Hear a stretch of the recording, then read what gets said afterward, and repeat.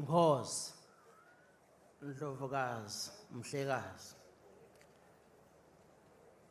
Ngemvumo yakho Mhlekazi, ngiyacela kufunza Johane 19 verse 30.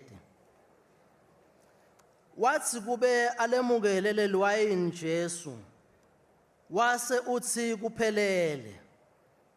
Wagebisa inhloko yakhe, wakhulula umoya wakhe wafa. Wathi kube alemukele leliwayini Jesu, wase uthi kuphelele. Wagebisa inhloko yakhe, wakhulula umoya wakhe wafa.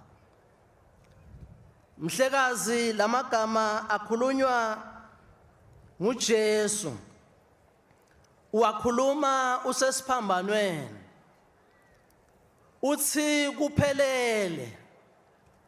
Ukhuluma kuthi kuphelele Jesu ngelisondo lelendlulile.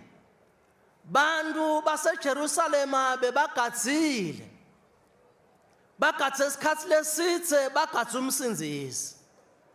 Makangena eJerusalema bamemukela, bandlala lusundu. Ticuku letinengi tebantu tatimemeta ngemagama lamakhulu, tithi Hosana kulelisetulu. Lo Hosana bekasho ukuthi Nkosi sisindzise nyalo. Besolo sikugadzile yonke leminyaka, besolo sikugadzile sonke lesikhatsi. Sicela usale usisindzisa nyalo. Kanti Jesu makangena, ungena ulungele kuyosisindzisa. Ungena ugibele imbongolo, bayamhalalisela bakhala ngekuthi sisindzise nyalo. Masaqala lendlela yakhe yasesiphambanweni, ufika la akhuluma lamagama lathi khona kuphelele, ngoba sowuqedzile kusihlawulela. Wasihlawulela Jesu, wathatha indzawo yethu, wathatha indzawo yethu. Sasimelwe kufa kwaphakade, wasihlawulela Jesu. Mabakhuluma ngaleli gama lelithi kuphelele, bathi ligama le endzaweni lapho kwakwendeka khona, ligama lalihambisana nalaba labasebenta ngetimali. Kwakuligama lelisebenta mangabe sikweneti sesibhadelwe sonke, sesiphelile.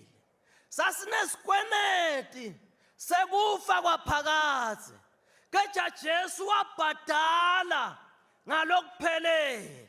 Uthi kuphelele, uthi it is finished.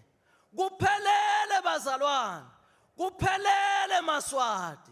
Wasihlawulela Jesu. Shangathi kulomkhosi wa 2026 Jesu angasendela umusa singemaswati. Sibe nenhlitiyo yinye, sibe nemthandazo munye, sithi Nkosi sisindzise nyalo, Nkosi sisite nyalo, Nkosi sendele umusa nyalo.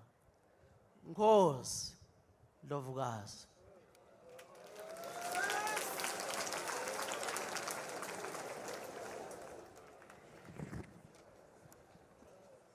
Nkosi, Ndlovukazi, Mhlekazi.